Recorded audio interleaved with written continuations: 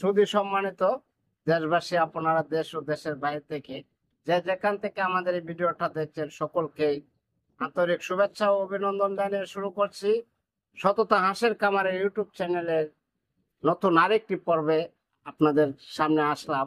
আপনাদের সামনে যারা একবারে নতুন এই হাঁস একবারে পালছেন না, তাদের বেলা কি করণীয়, কিভাবে করবেন, সেই বিষয়টা আপনাদেরকে তুলে ধরছি। সেই বিষয়টা হলো, একবারে যারা নাই করছে তারা অবশ্যই একটু হাঁসের সম্বন্ধে জানারও প্রয়োজন আছে।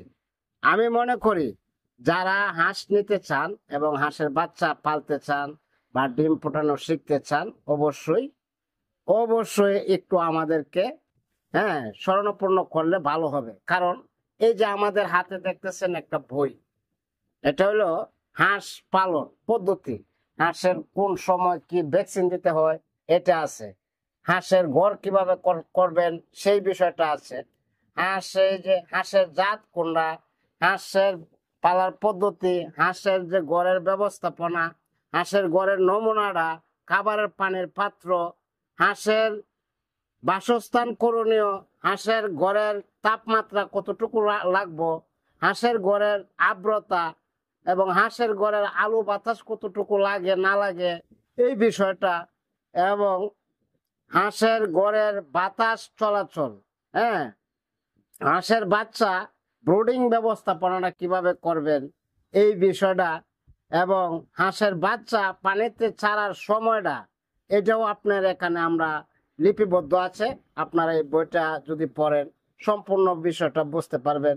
এবং অনেক বিষয়বস্তু আছে, আরো আছে আপনাদের এই বিভিন্ন বয়সের হাঁসের খাদ্য উৎপাদন, মিশ্রিত পরিমাণ খাবারটা কিভাবে তৈরি করতে হয়, হাঁসকে কিভাবে খাবার দিতে হয়, হাঁসের স্বাস্থ্য ব্যবস্থাপনা, হাঁসের স্বাস্থ্য ব্যবস্থাপনার করণীয়, হাঁসের রোগ প্রতিরোধ, টিকাটা কিভাবে দিতে হয়, কোন সময় দিতে হয়, কয়দিন পরে দিতে হয়, কয়দিন পরে কলেরা ভ্যাকসিনটা দিতে হয়, সব বিষয় আপনাদেরকে জানাবো এবং জানতে পারবেন যদি আমার এই ভিডিওটা দেখেন। আমি অনেক সময় আপনাদের সামনে অনেক সময় আমি বলি যে আমি জন্মলগ্ন থেকে এটার সাথে আছি। আমরা এটার একবারে সর্বপ্রথম আমরা এই ময়মনসিংহ বিভাগে আমরা সর্বপ্রথম আমার বড় ভাই শুরু করছে, উনি পরলোক গমন করছে। ওনার দেহের মাগফিরাতের জন্য সকলের কাছে আমি দোয়া প্রার্থী, আমার ভাইয়ের যেন সুখে থাকে পারে। আর বিশেষ করে ওই ভাইয়ের এই আজকে উদ্যোক্তা করেছিল এই হাঁস তোষ পদ্ধতিটা, এখন আমরা ব্যাপক হারে করতেছি। আমি করতেছি, আমার ভাতিজা করতেছে, আমার ভাইয়ে করতেছে, প্রতিবেশী করতেছে। কারণ আমরা চাই, আমার ভাইও চাই, মানুষকে শিখাইছে, আমরাও মানুষকে শিখাইছি। এখন আমি এটার সাথে আছি। এখন আপনাদেরকে যে বিষয়টা জানাবো, হাঁসের যে ব্রুডিংটা কিভাবে করবেন এবং হাঁস কিভাবে রাখবেন, হাঁসের ঘর কিভাবে করবেন, ঘরের নমুনাটা কি, সব বিষয় আপনারা অবশ্যই জানতে পারবেন যদি ভিডিওটা আপনারা দেখেন।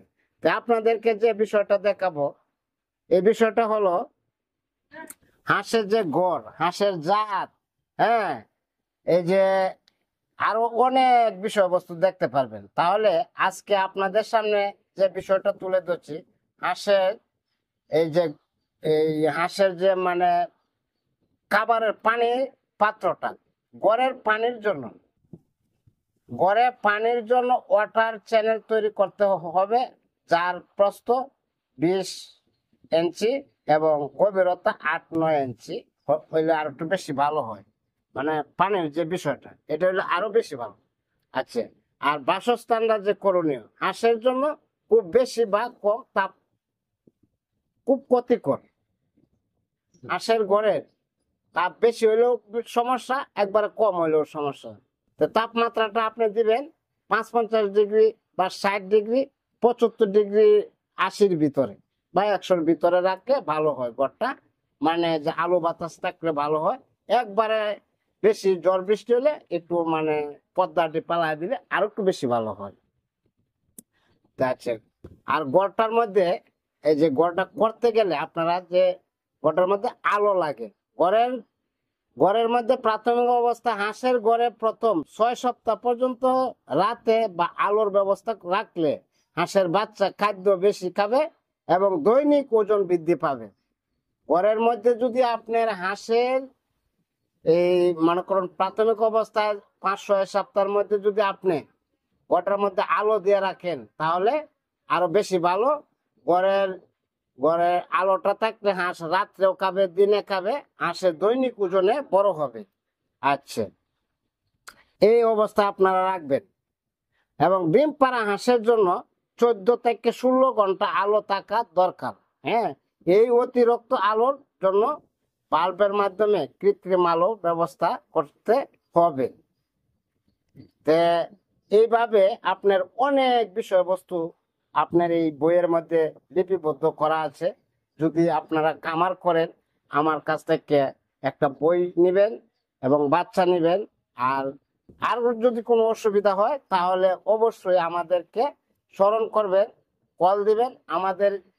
আমাদের যে টেলিফোন রাতে দিনে 24 ঘন্টা খোলা থাকে। হ্যাঁ, খোলা থাকে, কোনো অসুবিধা নাই।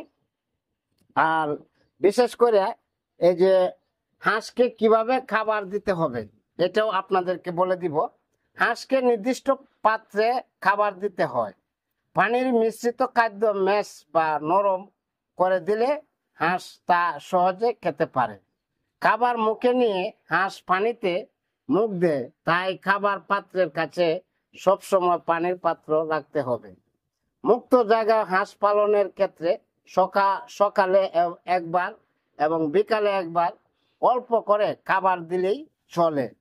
আবদ্ধ জায়গায় হাঁস পালনের ক্ষেত্রে দৈনিক মোট প্রয়োজনীয় খাদ্য 3 ভাগে ভাগ করে কেটে দিতে হবে।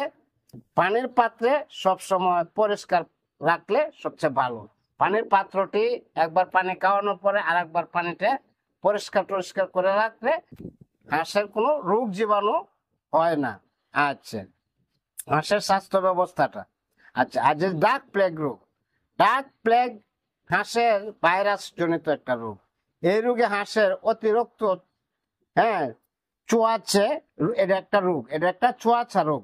খাবারে রোগের প্রাদুর্ভাব ঘটলে তা দ্রুত সকল হাঁস ছড়িয়ে পড়ে। তাই হাঁস পালতে হলে খাবারের সকল হাঁসকে অবশ্যই নিয়মিতভাবে ডাক প্লেগ টিকাটা দিতেই হবে। আচ্ছা, ডাক প্লেগ টিকাটা দেওয়ার নিয়ম আমার বইয়ে লিপিবদ্ধ আছে, আর আমরা তো বই ছাড়া আপনাদেরকে বলেই দিই। হ্যাঁ, ডাক প্লেগ যে এই যে কিভাবে দিবেন, প্লেগ ভ্যাকসিনটা কিভাবে করবেন। ভ্যাকসিনটা প্রাথমিক 25 দিনের মধ্যে একটা টিকা দিতে হবে প্লেগ, এবং 45 দিনের মধ্যে একটা প্লেগ টিকা দিতে হবে। এবং কলেরা ভ্যাকসিনটা আপনি দিতে হবে চামড়ার নিচে। এটা এখানে আপনার সম্পূর্ণভাবে লেখা আছে, আর আমরা তো জানাই আছে। তো আপনাদেরকে আমি আবারও বলে দিচ্ছি, হাঁসের যে ফাউল কলেরাটা, হাঁসের যে কলেরা ভ্যাকসিনটা কিভাবে করবেন। কলেরা হাঁসের ভ্যাকসিন ব্যাকটেরিয়া জনিত একটা রোগ। এই জীবাণু হাঁসের দেহে প্রবেশ করে রক্তের সাথে মিশে এবং প্রকার বিষক্রিয়া সৃষ্টি করে এবং রক্ত চলাচলের সাথে মিশে সারা শরীরে ছড়িয়ে পড়ে। আক্রান্ত হাঁসের মল বাজার দ্বারা এ রোগ খাদ্য পানিতে দূষিত করে এবং খাবারে ছড়িয়ে পড়ে। বাজার থেকে রোগান্ত হাঁস কিনে আনলে রোগ খামারে ছড়তে পারে। সকল বয়সের হাঁস ও রোগে আক্রান্ত হতে পারে। আমি আপনাদেরকে আবারও বলছি, আমি এই বিষয়টা বলছি যারা মনে করুন একটা খামার করলেন, বাজারে শখ করে 4টে সুন্দর হাঁস দেখতে নিয়ে আসছেন।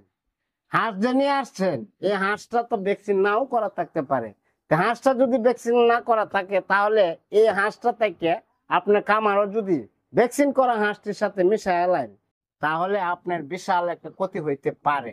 তো এর জন্যই আপনারা বাজার থেকে ছোটা হাঁসটা না কিনলে সবচেয়ে ভালো। আর আপনারা একটু এই অবশ্যই খামারটা করবেন। এবং এই টিকাটা এমন একটা জিনিস, এটা একবারে না করলেই না হয়। টিকাটা করলে আপনার কোনো মৃত্যুর আশঙ্কা থাকে না।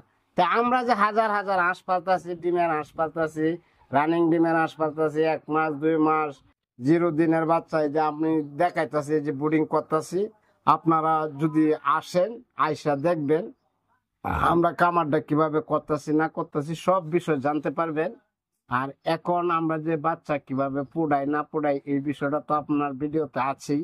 তে আর কি বলবো, অনেক তো বলার কিছু আছে, তে ভিডিওতে তো সবকিছু বলা সম্ভব না। আজকে এখানে শেষ করে দেই, আরেক সময় আসবো। আজকে একটু সময় সংকীর্ণের জন্য আপনাদের কাছ থেকে বিদায় নিচ্ছি। সকলে ভালো থাকবেন, সুস্থ থাকবেন, সকলের দীর্ঘায়ু সুস্থতা কামনা করে সততা হাঁসের খামার ইউটিউব চ্যানেলের পক্ষ থেকে আন্তরিক শুভেচ্ছা ও অভিনন্দন জানিয়ে পরিশেষে আপনাদেরকে জানাই সাধুবাদ। এবং আপনাদের সামনে আর ইতিমধ্যে আমাদের এই যে চ্যানেলটা, যারা সততা হাঁসের খামার চ্যানেলটা সাবস্ক্রাইব করেছেন তাদেরকে ধন্যবাদ, যারা নাও করেছেন তাদেরকেও ধন্যবাদ। আমি আশা রাখবো সকলে আমার এই চ্যানেলটা সাবস্ক্রাইব করে শেয়ার করে সকলের মাঝে পৌঁছায় দিবেন, যারা যাতে হাঁস নিয়ে জীবন জীবিকা রুজি রোজগার উপার্জন করতে পারে, মানুষের কর্মস্থান তৈরি করতে পারে। এই বলে আমার কথা শেষ করলাম। আসসালামু আলাইকুম।